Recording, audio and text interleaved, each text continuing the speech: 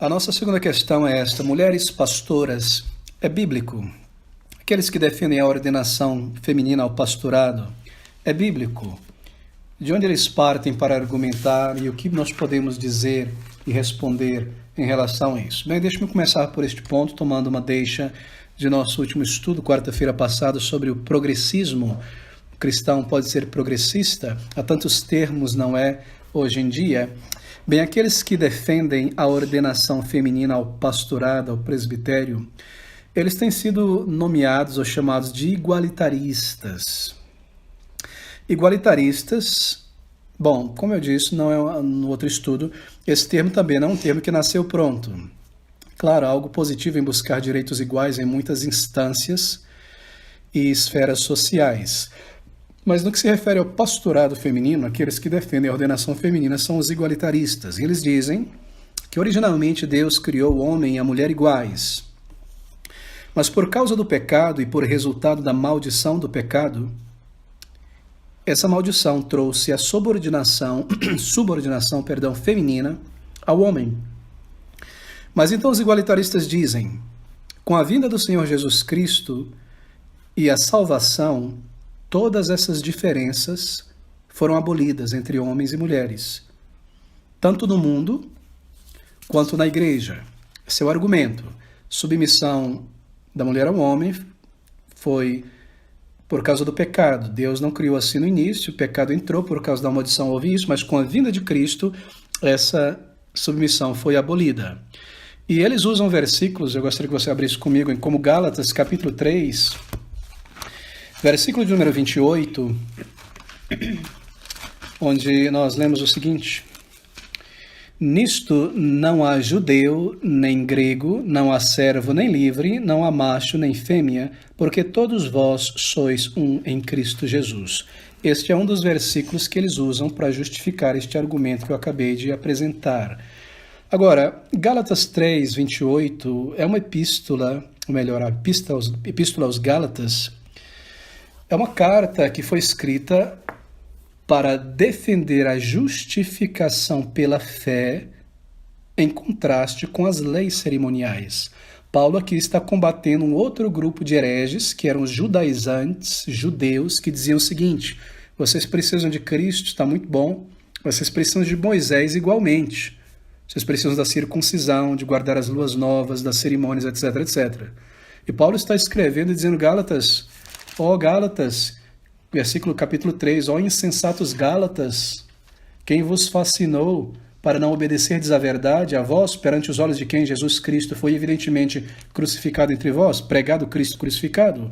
Então Paulo está escrevendo a eles dizendo, justificação é pela fé, não é pela lei cerimonial, como vocês podem permitir depois que eu preguei o evangelho a vocês e outras pessoas com toda clareza, que certos líderes cheguem por aí e comecem a dizer que Cristo mais Moisés.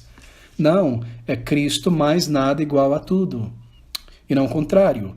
E assim esta epístola é para defender justificação pela fé em contraste com a lei cerimonial. Agora, a abolição das diferenças aqui do versículo 28 do capítulo 3 que nós lemos, se refere à justificação pela fé, que Paulo está argumentando no contexto aqui, é que todos, independente de gênero, status social, raça, etnia, são recebidos em Deus pela mesma maneira. Todos, judeu ou grego, macho ou fêmea, servo ou livre, são recebidos pela fé. Esse texto não está lidando com os papéis de homem e mulher na igreja, nada do tipo. São versículos tirados fora do contexto, usado por esses movimentos. E eles sempre fazem isso. Agora, essa passagem, como eu disse, ela não se refere à igualdade, ela se refere à unidade. Paulo está dizendo, aqui em outros textos da palavra de Deus, que o homem, ou o marido, foi feito como cabeça da mulher na criação. E esse princípio, ele implica em diferença de papel. O papel do marido é diferente do papel da mulher no casamento. Estou extrapolando aqui o texto agora e já indo para teologia mais ampla, certo? Sobre o papel do homem e da mulher na igreja. Paulo vai ensinar em 1 Coríntios, em Colossenses e aqui, que há diferença de papel, embora a igualdade diante de Deus, somos iguais na criação, todos criados à imagem e semelhança de Deus, homem e mulher. Somos iguais na queda, pecamos juntos. Somos iguais na redenção, salvos pela fé também, não há diferença de salvação para homem e mulher. Mas no contexto da igreja, do casamento, há papéis. Mas isso não implica que o homem seja superior em qualquer sentido à mulher. Agora pare aqui e preste bastante atenção, meus irmãos, isso é importante. Eu tenho ouvido muitos líderes cristãos enfatizar este ensino, isto é correto. Mas eles cometem um certo erro por não serem precisos em algumas questões aqui. E ao longo dos anos, como pastor, eu tenho observado certa atitude de certos homens, não em nossa igreja, equivocada, tola, na verdade. A Bíblia nunca ensina a submissão de mulheres a homens. Não há esse ensino na Bíblia. A Bíblia não ensina a submissão da mulher ao homem. Marque isso não existe na Bíblia. A palavra de Deus ensina a submissão da esposa ao seu marido. Certo? Paulo em Colossenses diz, vós mulheres, sujeitai-vos a vossos próprios maridos. E o próprios ali é de propósito, não ao marido de outra mulher, não a um jovem solteiro, não a um homem. A submissão aqui é no contexto do casamento. E no contexto da igreja, a submissão aos pastores. E todos se sujeitam à liderança do presbitério, não é? Então não há ensino de submissão da mulher, do homem à mulher, mas há ensino de submissão da esposa ao seu marido. Paulo, você pode observar, fazer essa análise, esse estudo. O que confunde é que no grego não existe a palavra esposa. É por isso que Paulo usa a palavra mulher, porque mulher é uma referência à esposa ali em Colossenses. Então, quando Paulo diz vós mulheres sujeitai-vos aos vossos maridos, ele está dizendo vós esposas sujeitai-vos a vossos maridos. É por isso que quando eu realizo um culto de casamento, no momento da declaração solene, eu não digo agora eu vos declaro marido e mulher. Peraí, mas são dois, tem um terceiro gênero, gênero homem, gênero marido e gênero mulher? Não. É gênero marido, perdão, é gênero mulher e gênero homem. Então vos declaro marido e esposa. Porque no grego não há a palavra esposa, é mulher, mas mulher é que representa esposa. Então toda submissão é da mulher ao seu próprio marido. Assim alguns homens saem por aí de crista em pé, andando na igreja, superior, com nariz de superioridade a mulheres que passam ali, são tolos, são nécios, trazem certas ideias de um contexto completamente fora ao texto da palavra de Deus. Somos iguais diante de Deus. Não há superioridade masculina aqui, não é sujeição da mulher ao homem, não é submissão da mulher ao homem, é da esposa ao seu marido, da mulher ao seu próprio marido.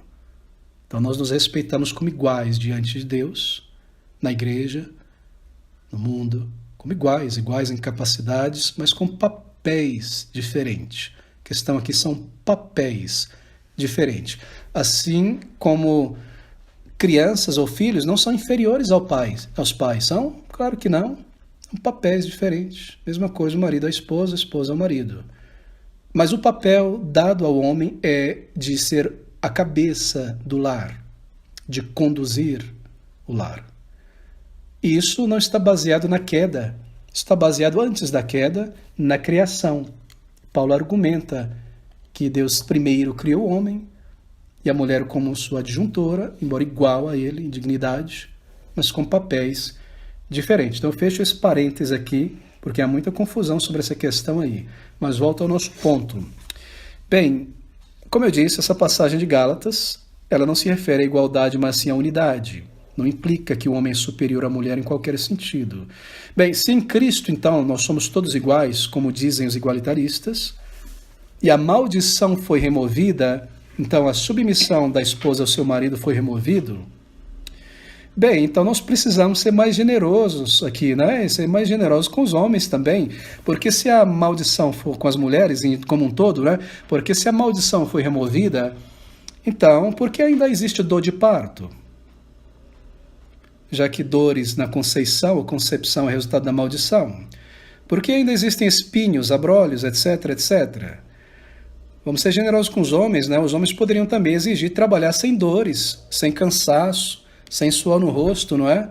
Porque isso é resultado da maldição, do pecado sobre a terra, que não vai produzir a erva com facilidade, vai ser difícil para a erva sair, tem que suar, tem que trabalhar, tem que regar, tem que espantar bicho e erva daninha.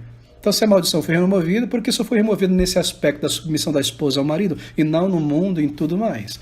Bem, uma contradição, na verdade, não é? Mas realmente um argumento bastante simplório desses igualitaristas. Agora, Paulo não argumenta a sujeição da esposa ao marido, como eu mencionei, a partir da teologia da queda, mas sim a partir da própria criação. Depois você confere 1 Coríntios 11, de 7 a 10, 1 Timóteo 2, de 12 a 15, e a partir da sujeição da igreja em relação a Cristo. Daí a sujeição da esposa ao seu marido, como a igreja se submete a Cristo. Efésios 5, de 22 a 24, é a partir da criação que nós temos isso aí. Assim, todas essas diferenças de papel, elas se acabarão na glória com o retorno de Cristo. Sim, se acabarão um dia. Mas enquanto nós estamos aqui, isso foi dado pelo Senhor. Assim, os igualitaristas, eles se equivocam. E o igualitarismo, como eu mencionei, ele surge nesse contexto do progressismo, não é? Que dá nascente ao feminismo atual. Está tudo aí nessa sacola. Bem, mas eu não quero me estender nesse ponto, embora seja um ponto interessante a se desenvolver, mas lembre-se disso. Não há nenhuma menção sobre isso. O ensino, na verdade, é este, não é uma de igualdade, é de unidade. Agora, segundo lugar, na palavra de Deus você não encontrará nenhuma menção sequer de apóstolas, pastoras, presbíteras, bispas e qualquer título que nós encontramos em nossos dias dado a irmãs, a mulheres. Paulo, ele não deu nenhuma recomendação a respeito de ordenação de pastoras, nenhuma. E esse é um argumento demolidor, que de cara demole. O argumento igualitarista, não é? Do pastorado feminino. 1 Timóteo 3, de 1 a 7, Tito 5, 1, de 5 a 9. Paulo está se referindo aqui ao papel do homem, lá em Efésios 5 também. Então, todas as vezes que o apóstolo está dando instrução a Timóteo, que é uma espécie de protopastor ali, a Tito, aos presbíteros de Éfeso, são em relação a homens, a liderança masculina. Claro, haviam mulheres no início da igreja que eram profetisas, aí no primeiro século. E assim, elas ensinavam na igreja, se eu posso dizer nesses termos, pelo dom de profecia que lhe foi dado para aquele momento. Mas elas não eram pastoras, não eram presbíteras na igreja, anciãs. Elas comunicavam a verdade recebida de Deus pelo Espírito, mas elas não tinham ofício pastoral de presbítero, de anciã, lembre disso. E uma vez que o dom de profecia passou, então passou a voz daquelas mulheres também, porque elas não receberam ofício. Vocês estão acompanhando o raciocínio? Uma vez que elas não receberam ofício, receberam apenas um dom temporário, que era o de profecia, que deveria passar. Quando aqueles sinais e profecia está incluído passou, então passou a voz delas naquele momento. Mas como elas não receberam ofício, então elas não seguem em frente como pastoras, apóstolas ou presbíteras, etc. É muito importante este ponto aqui, porque é neste nível que está no momento o argumento no meio reformado, pelo menos aqui no Brasil, sobre mulheres ensinarem na igreja ou pastorearem na igreja. Isso é um ponto importante. Porque aqueles que argumentam, um líder famoso aqui, que diz que sim, se as mulheres elas tinham o dom de profecia no início da igreja, no primeiro século, e profecia era palavra, né? Porque você profetiza não é fazendo barulho, é falando. Então há uma dimensão de ensino na profecia, não é? Se é uma dimensão de ensino na profecia, então mulheres ensinavam na igreja. Não necessariamente. Por esta razão que eu acabei de demonstrar. Que era um dom, e uma vez que elas não receberam ofício, como nós vemos nas cartas pastorais, Timóteo e Tito, também o ensino aos presbíteros de Éfeso, elas não receberam ofício, elas não continuam com ofício uma vez que o dom já passou. Assim, lembrem-se, se alguém diz, tudo bem, não pode ser pastor, mas pode ensinar na igreja a doutrina, bem, você deve dizer a essa pessoa, por mais barba branca que tenha, que ensino é uma forma de governo. E ensinar é governar, porque ao ensinar você está dizendo faça isso, não faça aquilo, isso é a verdade, isso não é verdade, essa maneira que se age. Ensinar o quê? Qual doutrina? Não é verdade? Então, ensino é uma forma de governo, ou seja, cai debaixo da proibição geral que a palavra de Deus dá às mulheres na igreja, como pastoras ou como ensinadoras na igreja, porque ensino é uma forma de governar. Bem, eu não preciso desenvolver este ponto, isso deveria estar claro para todos. Agora, lembre-se que há outras restrições que são colocadas aqui que apontam para isso. Nós não temos tempo para lidar com a questão do véu, em 1 Coríntios 11, de 6 a 16. Era um sinal de autoridade, independente de que alguém pense se o véu continua hoje ou não, esse já é um outro assunto, mas o ponto era que o véu era um sinal de autoridade do marido sobre a esposa, submissão. Deveria ser usado na igreja, dando isso em vista, não é? E Paulo ordena, que era um costume das igrejas. Assim, embora o véu não continue hoje, o princípio, ele continua, de que o ensino é dado aos homens na igreja, de que as mulheres devem submeter, as esposas devem submeter aos seus maridos. Igualdade, porém Deus deu ao homem essa liderança bíblica, baseada em princípios bíblicos. A submissão da esposa ao marido, da mulher ao homem aqui nesse contexto, ela deve ser vista dessa maneira, como a submissão, se eu posso colocar nesses termos, da Trindade. Na economia da Trindade, por economia da Trindade, aquilo que nós conhecemos, a segunda pessoa se manifestando como homem, o Espírito Santo, há uma submissão do filho ao pai, não é? Nada falo de mim mesmo, mas tudo aquilo que recebo do pai. Eu faço a vontade de meu pai. Há uma submissão aqui, porém não há inferioridade entre o Filho e o Pai e o Espírito. Há uma igualdade. Assim, há uma igualdade na Trindade horizontal, Pai, Filho e Espírito, e não vertical, Pai, Filho e Espírito. Mas na economia da Trindade, na manifestação humana para a nossa compreensão, para cumprimento do pacto, nós vemos essa submissão do Filho ao Pai. É como na questão dos filhos que eu mencionei, filhos não são inferiores aos pais simplesmente porque devem submeter a eles. Assim, esposas não são inferiores aos homens. E como nós sabemos, essa é uma submissão no Senhor, por causa do Senhor e no contexto da verdade, dos papéis revelados por Deus. Bem, de volta à questão de mulheres ordenadas pastoras. Se ordenada como pastora ou presbítera implica que ela poderia ensinar aos homens com a autoridade que o ofício empresta, então elas também deveriam exercer autoridade sobre o homem, não é isso? Mas é isso que é combatido pelo apóstolo Paulo com a questão do véu aqui, das mulheres estarem em silêncio na igreja. Questão do silêncio, veja comigo 1 Coríntios, capítulo 14, 33 a 38. O texto diz: porque Deus não é Deus de confusão, senão de paz, como em todas as igrejas dos santos.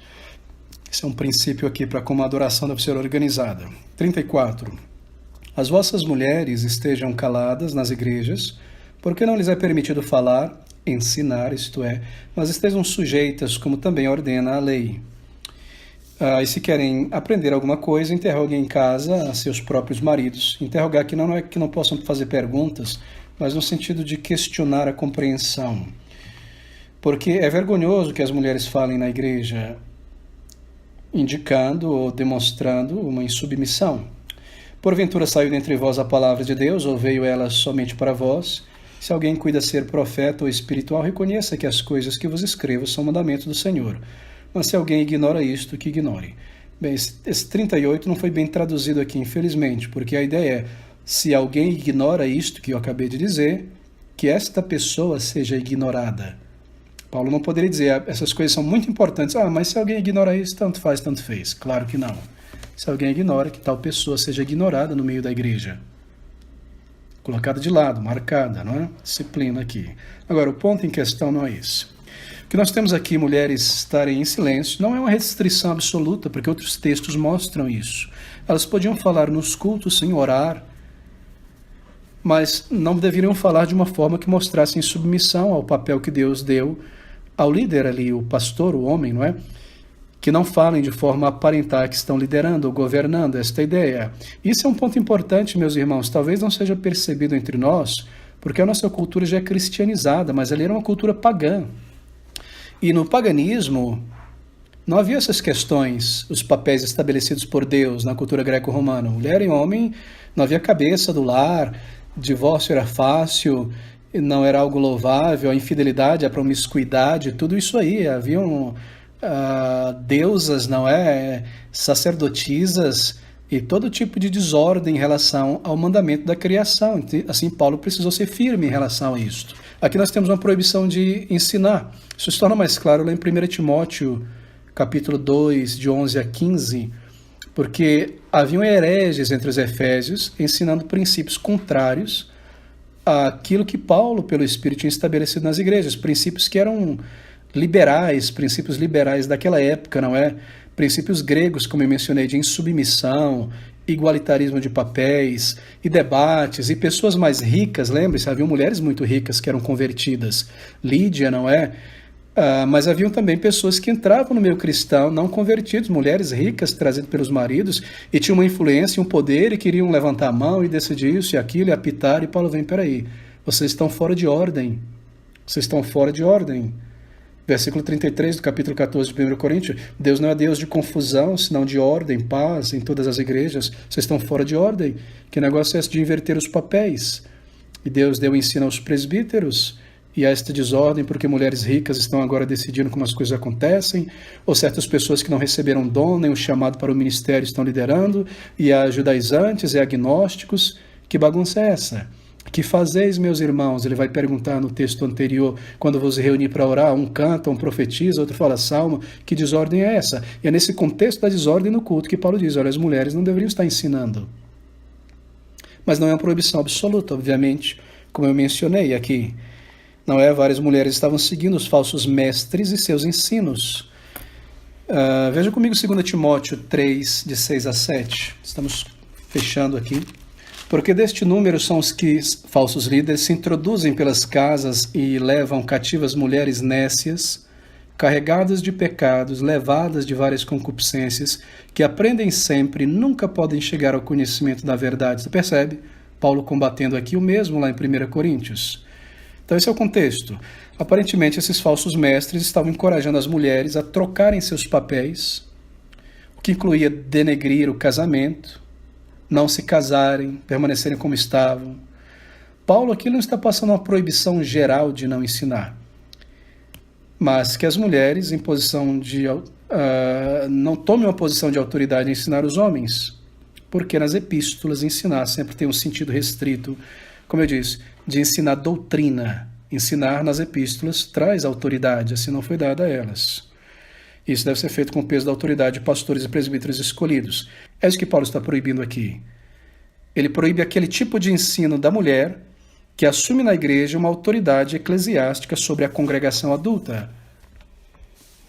Mulheres podem ensinar outras mulheres em suas casas, conforme a exortação de Tito 2, 3 a 6, não é? Mulheres podem ensinar outras mulheres adultas a serem boas mulheres, criarem seus filhos, amarem seus maridos. Também as crianças. As irmãs podem ensinar o evangelho a homens adultos e mulheres não salvos. Isso é ensino, não é?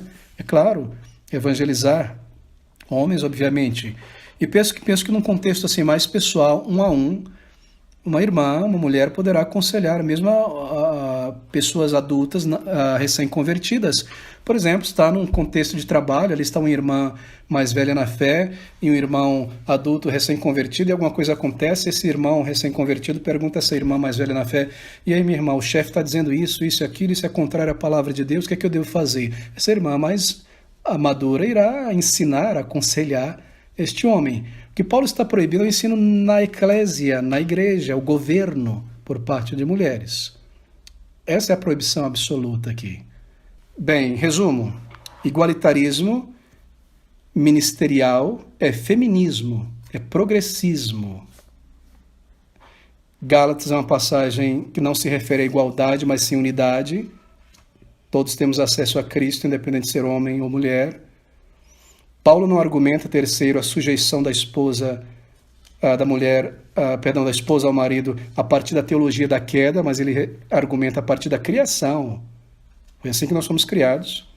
E não há nenhuma menção sequer de apóstolas, pastoras, presbíteras, bispas na palavra de Deus. E há então uma proibição de ensinar a congregação para as mulheres como exercício de governo.